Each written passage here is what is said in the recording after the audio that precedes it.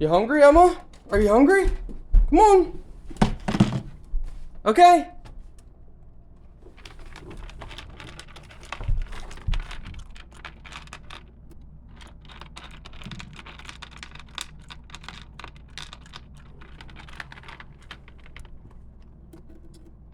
Hey guys, welcome back to Unboxing with Scott. So today's video, we're checking out this food feeder. So come on, let's get started.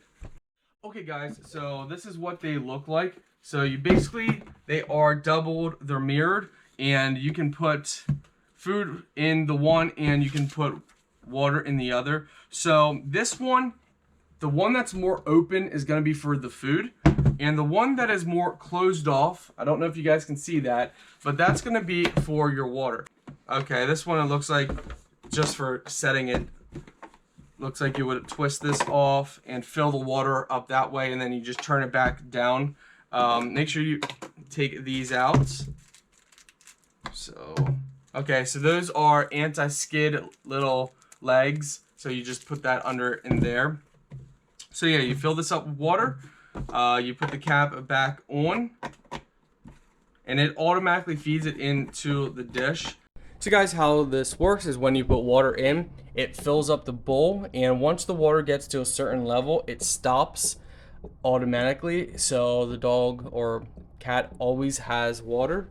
So it will just keep doing this until the water level gets high enough that the pressure of it stops. And for this, we can't keep food in here because we measure out for our pet how much she can have per day. So we don't fill this up the whole way with full. We just put in what we need. You know, most pets overeat, so you can't just fill it up unless you have a cat. Cats normally eat until they're full and they stop, but dogs, most breeds, will actually keep eating even when they're full. And then they stop, you know, when they're extremely full. But that's a perfect way to get your dog overweight if you just let it fill up and just let them eat whatever. So dogs need portioned.